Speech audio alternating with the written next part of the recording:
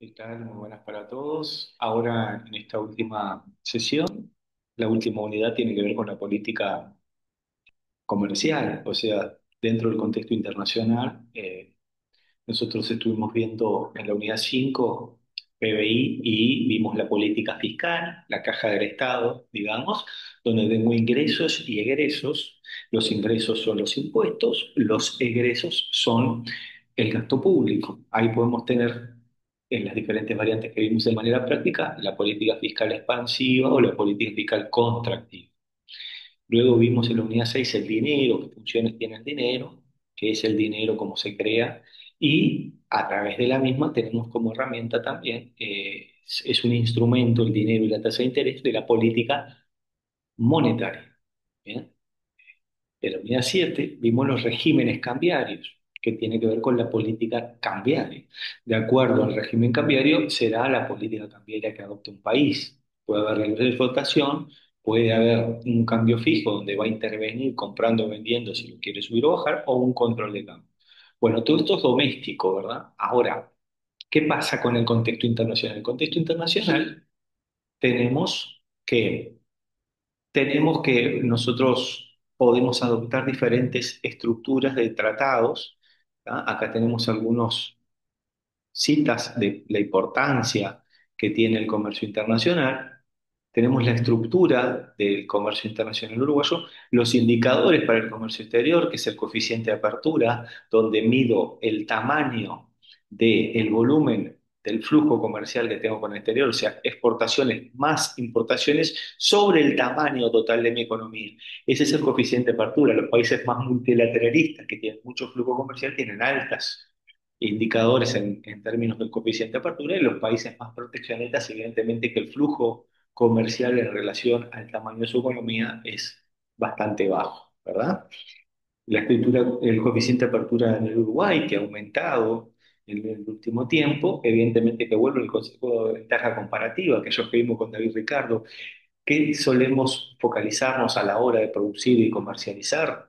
Bueno, tratamos de focalizar y generar tratados, como vamos a ver ahora más adelante, en aquellos productos donde tengo una cierta ventaja comparativa, trato de importarlo, lo que tengo una baja, una desventaja, que llamémosle en términos comparativos, y trato de exportar, tener un excedente y exportar aquellos donde sí tengo una ventaja comparativa. ¿tá?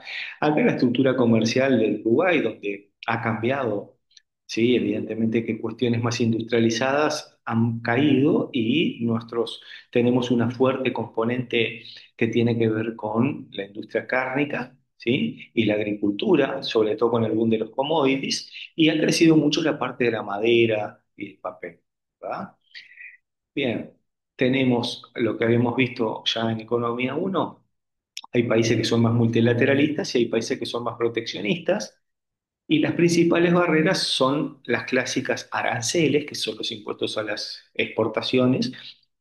Tenemos cuotas o contingencias, que es limitar que puede ingresar determinado producto en determinada cantidad. Precios de referencia es que si entra este producto, bueno, sale al mercado, pero a determinado precio. Después diferentes tipos de licencias, trámites burocráticos y esta que se conocen más en el rubro de prevención y demás, que son los permisos y certificados sanitarios y fitosanitarios, que son maneras de justamente promover trabas o barreras, y regulaciones de etiquetado y demás, ¿sí? Bueno, cuando hacemos determinados tratados, eliminamos estas barreras. ¿Y cómo podemos generar esos tratados? Ya nos vamos a los principales 5 formas de integración, ¿sí? Vamos a ver que en algunas de ellas nos identificamos. La primera de ellas es la zona de libre comercio. Es lo que más bien conocemos como los TLC, Tratado de Libre Comercio. Esto básicamente es un tratado entre dos economías que lo que busca es dar libertad de movimiento en esa zona comercial, ¿sí? No tienen que estar juntos esos países. Yo puedo tener un tratado, como habíamos visto, hoy estuvo viendo un tratado con China. Bueno, ¿qué se hace? Se hace un estudio de factibilidad donde yo estudio justamente mis ventajas comparativas y en aquellos productos particularmente que yo quiero que ingresen a mi país y brindar que y queden libres de todas estas barreras que estaba mencionando anteriormente, puedan ingresar y se favorezca al mercado interno y al consumidor final, sobre todo, ¿sí? Sin afectar a mi industria. Y hacia el exterior, que también ingresen determinados productos, donde también yo corra con una ventaja comparativa y también sirva para colocar ese excedente libre de impuestos, ¿sí? Y que justamente garantiza de que mi producto va a entrar con un mejor precio que la de otros países, ¿verdad? Sería básicamente esto. Nosotros en Uruguay tenemos más de una decena de tratados de este tipo con determinados productos en particular, ¿sí?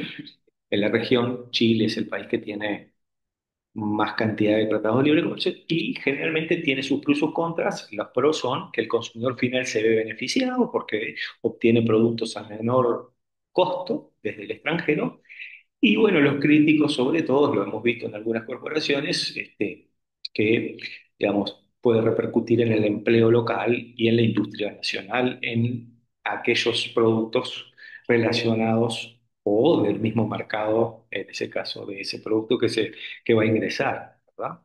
Bien, eso sería un tratado, pero nada más que involucra eso, no involucra nada más de política ni fiscal, ni monetaria, ni cambiaria. La Unión Aduanera es otro tipo de acuerdo donde ahí también digamos, los países que están dentro de esa Unión Aduanera, que puede ser dos o más, ¿sí?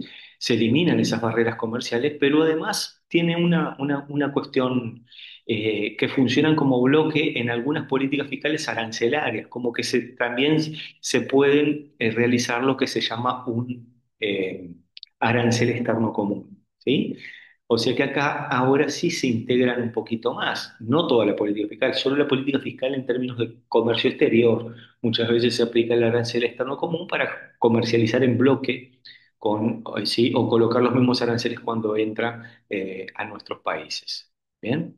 Luego el mercado común, que en la teoría fue lo que se procuró hacer por el Tratado de Asunción en 1990, el diseño de un acuerdo de mercado común, por eso Mercado Común del Sur, promovía la creación de este tipo de bloque, donde acá ya sí tenemos que, algunos, además de todo lo anterior, es una liberación de controles aduaneros, o sea, se levantarían entre los países miembros, cosa que acá nunca llegamos en el Mercosur a estos términos, y además hay digamos, una legislación laboral común para que los ciertas cuestiones financieras o mercado de trabajo tengamos, digamos, un mercado de trabajo común. Aquí tenemos una circulación más bien turística, de que puedes pasar sin pasaporte y demás, algunas cuestiones libre circulación más bien de personas, pero no de factores y algunas cosas que nunca se dieron como un mercado común en sí. Por otro lado, la unión económica, que sería el cuarto tipo, como que van subiendo, ¿verdad?